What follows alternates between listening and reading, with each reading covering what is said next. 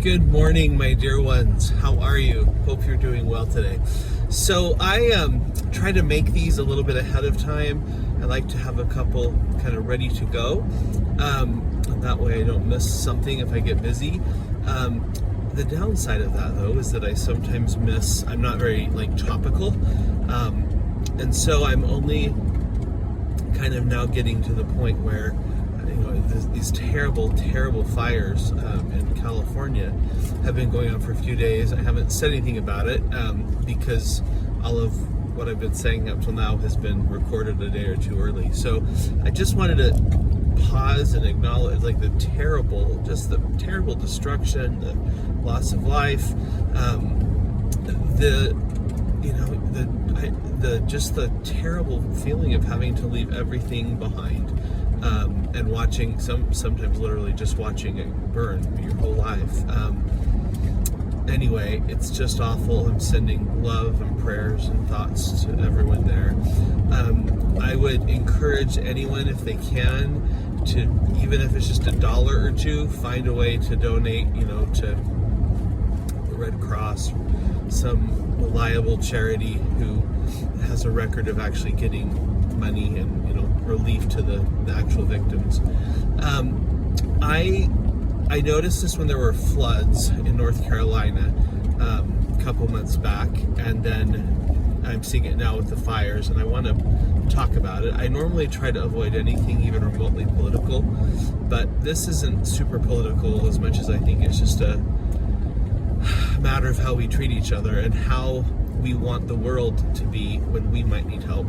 So back when the floods happened earlier last year, I remember hearing a lot of people kind of snarking and saying, well, these idiots, they all voted for Republicans and they're climate change deniers and they deserve floods.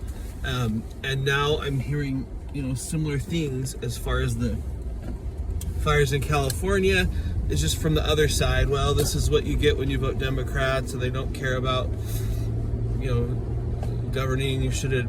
Anyway, it's easy to blame people. I don't know why we do this. It's a very human instinct, though. For some reason, we blame people when they have a hard time, like victim blaming. But it's not just one side who does this. It's a human thing, and it's not great. It's just not a good look. It's not good for our hearts and our souls. It's not good for our humanity.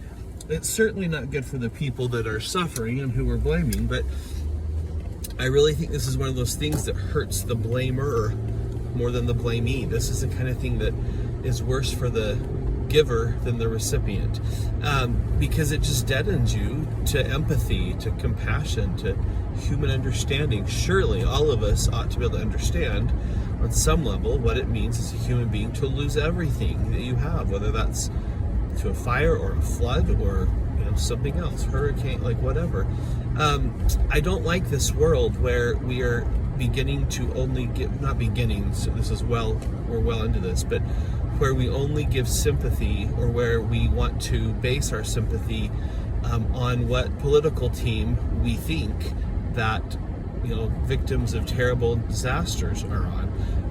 It really should not be a red or a blue thing. It should not be another front in this endless culture war.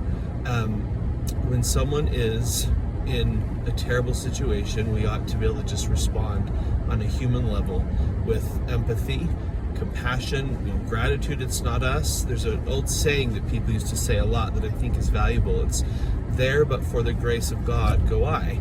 Meaning, gosh, I could be in this situation. I'm very lucky I'm not, and so I'm going to try to have some compassion and empathy and kindness. At any rate, we need to just be compassionate to humans. If we find that our response is based on someone's, political, what we think are that's a huge generalization. When there's a huge flood or fires, first of all, you don't know how everyone who suffered voted, but even so, voting, it's very complicated. People have two choices and they have to balance a lot of priorities. Anyway, we need to just be compassionate human. If someone needs help, we ought to give it. If someone is hurting, we ought to try to help. at the very least, we ought to care, and we ought to be able to just feel sorrow and compassion, if nothing else, for them.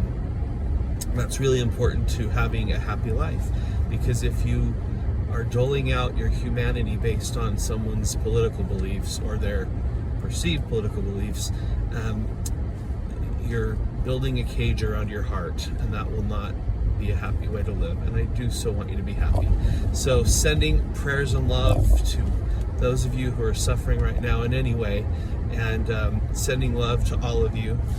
I hope you're well. I'll talk to you soon. Love, your internet grandpa.